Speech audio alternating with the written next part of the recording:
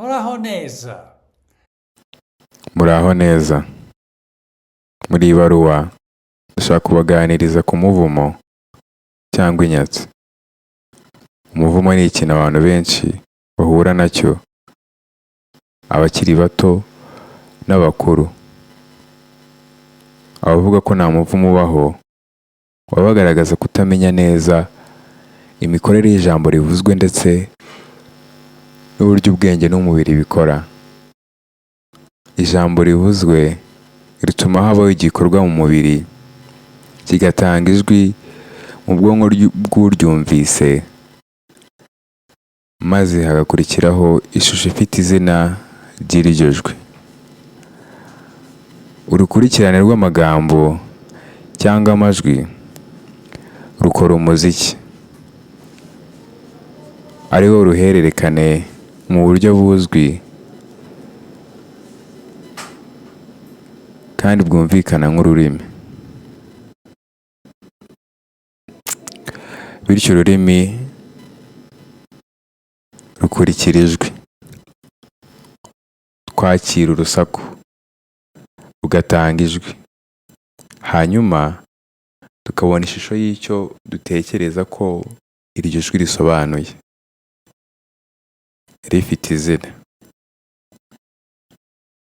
Ni ukuvuga ko ijwi ribanziriza igitekerezo, kandi urumuri rubanziriza ibikorwa.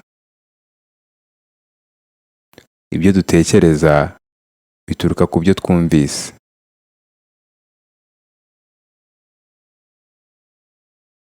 Ubwenge bw'uwakiriye ubutumwa nibwo bufata icyemezo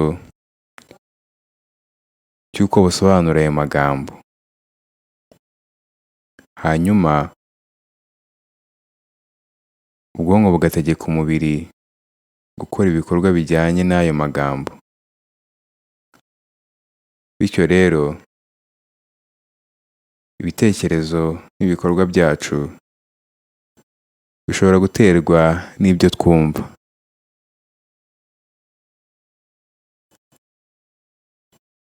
Ijwi ni inkomoko cyangwa isoko y'ibintu byose. Umuvumo ni amagambo avugwa n'umuntu ayerekeza ku wundi muntu, abikoze ku bushake n'imbaraga z'ibitekerezo bye, yaba ari kumwe nawe cyangwa adahari, akamwibandaho mu bitekerezo bye ndetse akifashisha izina rye.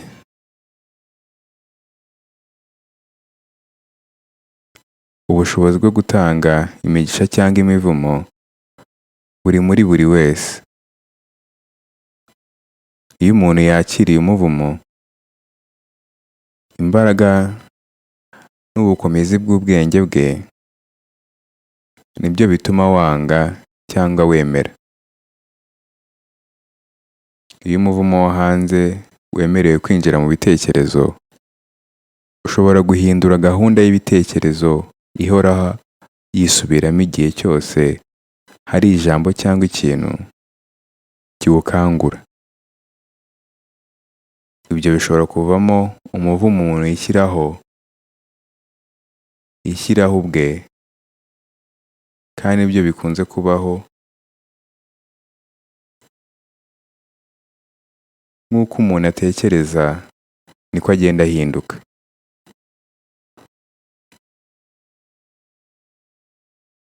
Niyo mpamvu ibitekerezo bibi bishobora kuganisha ku kwiheba cyangwa gucika intege,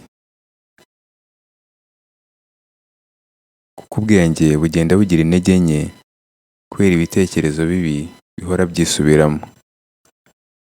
Kugira ngo umuntu yivaneho umuvumo, bamwe bemeza ko yakoresha umuziki fatizo w'umubiri, root frequencies, ugamije kongera guhuza no gutuza umubiri, harimo chakra frequencies, solfeggio frequencies, human frequencies, ifitanye isano n'isi. na kundalini frequencies zifitanye isano n'umugongo.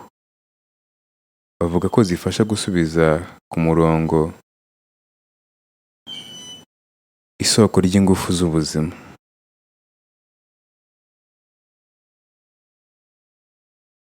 Hari amashusho menshi kuri YouTube avuga ko afasha gukuraho imivumo hakoreshejwe umuziki w'ubuzima frequency, ariko amajwi umuntu yumva aba afite aho agarukira, kuko amatwi adashobora kwakira umuziki w'ubuzima